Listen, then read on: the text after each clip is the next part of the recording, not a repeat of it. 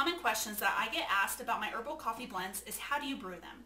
Well, stick around because I'm going to show you the 3 most common methods to brew my herbal coffees.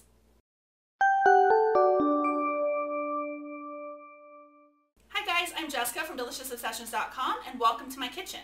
Today I want to teach you how to brew my herbal coffees. One of the most common questions I get asked is how do you brew my herbal coffees? Because these do require a different preparation technique than most people are used to when they're brewing their morning cup of joe. My coffees are made with 100% organic root herbs. There's no caffeine, no acid, no grains, no gluten in these blends. They are completely herb-based. Because they are made with root herbs, you have to use a process called decocting. So in herbal language, you make a decoction out of your root herbs. So that essentially means that you need to soak the root herbs in some hot water in order to extract all of the beneficial nutrients as well as get the richest flavor. Now, if you're not familiar with my herbal coffee blends, then check out this video right up here where I go over in detail what my herbal coffee blends are, what the ingredients are, and what the benefits are to drinking them, and some of the history as to why I created these blends for myself years ago. But today, I want to focus on one of the most common questions that I get asked about my herbal coffees, and that is, how do you brew them? So in the case of my herbal coffees, I have 3 really easy methods for making these herbal coffees. You can make a little or a lot depending on what you need. The 3 methods that I have are the French press method, which is pretty common. A lot of people like to use this method. We have the Teaball method, where if you have one of these, this is a little Teaball, they come in all sorts of different shapes and sizes. You can put a little bit of the herbal coffee in there, put it in your cup, pour some hot water over it, let it steep, and then you've got just a single cup of herbal coffee. And then we talk about my favorite method, which is the stovetop method. And as you can see here, I have my big sauce pot or soup pan. This is, I think, a 6-quart soup pan, and I actually make mine on the stovetop in bulk. So what I do every week is I brew up a ½ gallon of my herbal coffee, and then I let it cool and stick it in the fridge. That way I have it ready whenever I want. And you can use this herbal coffee just the way you would any normal coffee. You can use it hot, iced, or even frozen if you like that. So what I do is I make it by the ½ gallon and save it in the fridge for whenever I need it. That way I don't have to keep brewing it every time that I need a cup of my morning joe. So it's really easy to brew. So let's go ahead and do the Teaball method first. I have some of my Clean Living herbal blends right here, and I have my Teaball. I'm going to take a teaspoon of my Clean Living herbal blends. This is a relatively small cup. The general serving size is about 2 teaspoons per 12 to 14 ounces of coffee, but you can adjust that to suit your own personal taste. I like mine really strong, so I tend to use more than that, but if you don't like your herbal coffee as strong, you can use a little bit less, so it's totally up to you.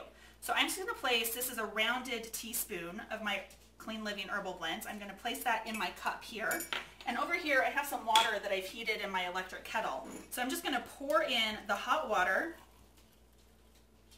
over the herbal coffee in the Teaball, and I'm just going to let that brew for about 10 or 12 minutes, and then I'm going to come back, pull the Teaball out, and then I like to add just a tiny bit of maple syrup and some coconut milk or some cream to it, and to me it tastes just like coffee. So this is really simple, easy, very little cleanup, and when you're done with the herbs, you can either compost them or throw them away. Some people will reuse them to make another batch, but if you do reuse them, that batch is going to be a little bit weaker since you're going to get the best flavor out of the first batch. So that's how you make the herbal coffee using the Teaball. The second method is using the French press. So all you're going to do is pull out the inside of the French press. And for a size like this, I would typically use about 2 tablespoons of my herbal coffee, but again, go ahead and adjust the amounts to suit your tastes. So I'm actually going to grab my tablespoon measure here.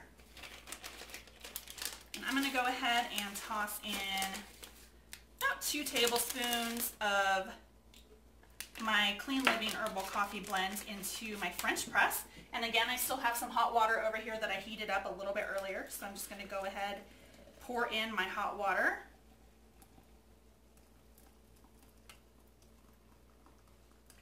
So I'm going to go ahead and replace the lid part of your French press, and then let this brew for 10 to 12 minutes. The longer you let your herbal coffee brew, the stronger and richer in flavor it's going to be and the better nutrition that will be pulled out of those root herbs.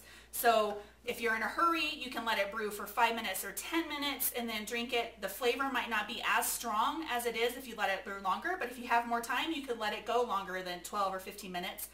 And then you can serve it just the way you would normally serve coffee. So let's talk about my favorite method, which is the stovetop method. Like I mentioned earlier, I make my herbal coffee by the half gallon. So I like to do a really big batch at a time, and I do it on the stovetop in my soup pan here. So I use about a tablespoon of coffee to about 12 to 14 ounces of water. So I usually use maybe about a quarter of a cup of my herbal coffee blend in a half gallon of water in here, but I let it brew for a really long time. I will let the water come to a boil, add in my herbal coffee, and then lower it down to low so that it's just at a gentle simmer. I let that simmer for up to an hour. Sometimes I forget about it and it goes a little bit longer, but I let it go for at least 30 minutes, most commonly an hour or a little bit longer. So it gets really, really strong. So what I end up with is a concentrated batch of my brew, and then I can water it down a little bit if I need to, if it's too strong. I like it really, really strong. So you could adjust the amount that you add to the water to suit your own personal tastes. So all you do is add your water to your pot, bring it to a boil, add in your herbal coffee and reduce the heat to low. I replace the cover on my pot, and then I let it simmer for at least 30 minutes or up to an hour or a little bit more if you forget about it. And then I turn off the burner, remove it from the heat, and just let it cool. And then once it's cooled, I pour it into a half-gallon mason jar and store it in my fridge. And that way I have it ready whenever I need herbal coffee throughout the week. So that covers the 3 most common methods for brewing my herbal coffees. We have the stovetop method, which is my personal favorite because I like to brew it up in bulk. We have the Teaball method, which makes just a little individual serving. As you can see here, this has been brewing for about 10 minutes now, and it's a really dark, rich color, just like you would have a normal cup of coffee. So whenever you're done, you just remove the Teaball, compost the herbs, sweeten it, add cream, whatever you like to your coffee, and then you're ready to drink. And then we also have the French press method, which has been brewing for about 10 minutes, and you can see that is a lovely golden, dark black color, just like your coffee would be. And so all you do is press the plunger down in your French press, pour it out, and you're ready to serve. And again, you can compost the herbs. You can reuse them to brew another batch, but the flavor won't be as strong.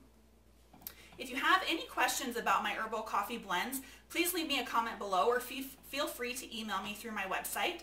I'm also going to put some links down in the description below that will give you a lot more information on my coffees, where to buy, how to brew, testimonials, frequently asked questions, everything that you could possibly need to know about my coffees. So make sure that you check out the video description below.